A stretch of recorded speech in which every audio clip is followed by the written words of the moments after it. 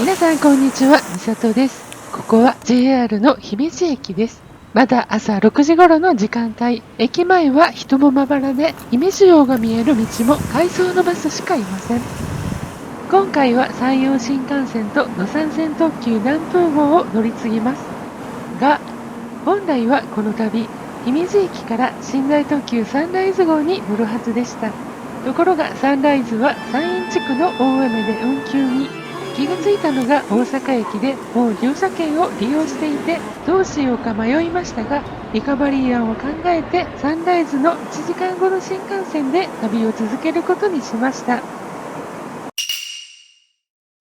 ということで姫路駅に乗車するみずほ601号が到着。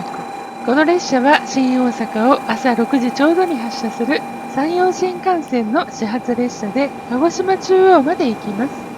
鹿児島まで新幹線でというのもいつかやってみたいですね。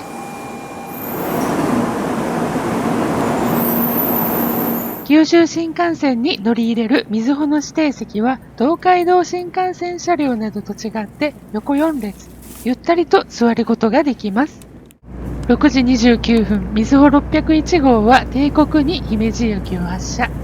もともと乗る予定のサンライズ瀬戸より1時間遅れの時間です。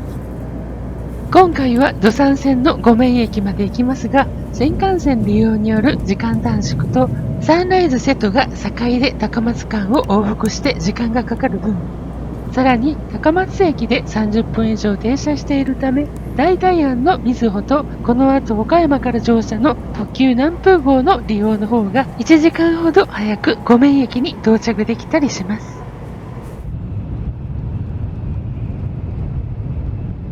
せっかくの横4列のゆったりとしたシートなのですが、姫路と岡山の間の所要時間は21分。あっという間に過ぎてゆきます。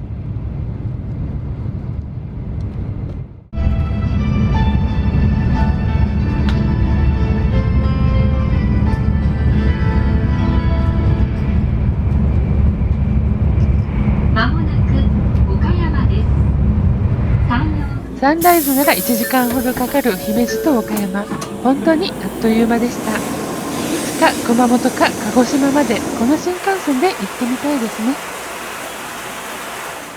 岡山駅でもサンライズの運休を知らせる表示が、いつかまたリベンジしないと。四国へ行くホームへのエスカレーター前には牧野富太郎さんがおいでおいでをされてるよう。こちらももう一度行きたい。ホームに降りて貨物列車を眺めていたら特急南風1号になる車両が入線。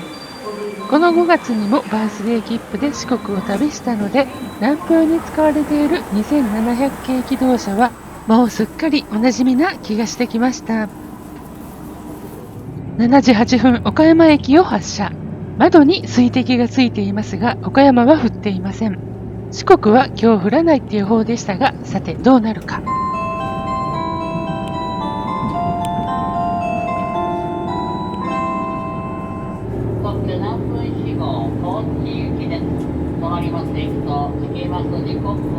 岡山駅から続いた単線区間が終わり、複線になると南風1号は加速を開始、特急らしい走りになります。7時27分、最初の停車駅小島駅に停車。上りホームには松山を早朝5時5分に出た特急潮風4号。とても早起きな特急ですね。小島を出て2分ほどで瀬戸大橋を渡り始めます。自動放送で瀬戸大橋の案内も放送中です。瀬戸大橋のご案内をいたします。瀬戸大橋は今日はガスっていて視界があまり良くありませんが、四国が近づくにつれて明るくなってきました。四国に入ってから30分ほど過ぎました。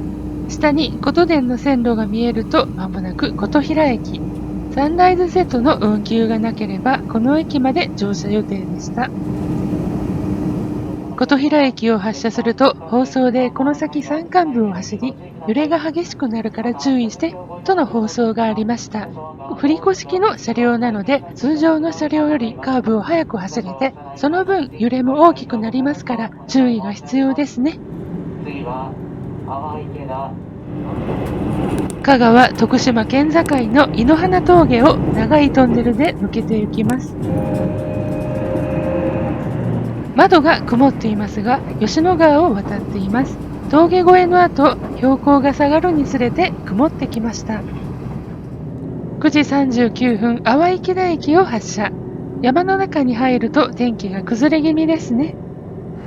香川徳島の県境は20分ほどで抜けましたが、この先徳島高知の県境は山深く、抜けるのに1時間近くかかります。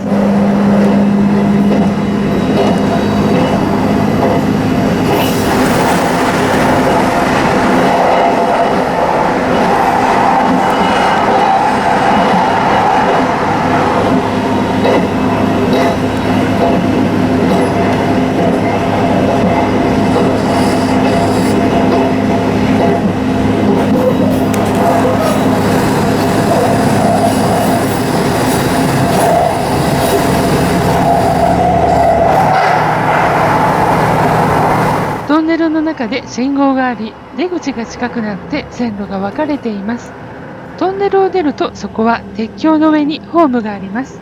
ここは土佐北川駅という駅です。防災のために線路を改良して移設した際、橋の上の駅になったそうです。そんな土佐北川駅をゆっくり通過します。土佐北川駅から3つ先には、通過列車からは駅が見えない新貝駅があります。高知行きの列車だと進行方向右後方を注意深く見ていると、行き込み線のような線路が一瞬だけ見えます。そんな新貝駅を過ぎると周囲は開けて高知平野に出てきて、9時26分土佐山田駅に停車。土佐山田駅を出て4分で下車する駅、五面駅です。9時31分、五面駅に到着。岡山から2時間23分の旅でした。香川県から高知県までの山の中を走る土山線を振り子を駆使して走り抜ける特急南風。全面展望を見てるとアトラクションのようで結構楽しめました。サンライズが運休になったショックはもうすっかり忘れて、瑞穂と南風の旅を堪能した朝でした。次回の動画は五面駅からの旅になります。お楽しみに。今回も最後までご視聴いただき誠にありがとうございました。チャンネル登録をどうぞよろしくお願いいたします。評価の方もしていただけると嬉しいです。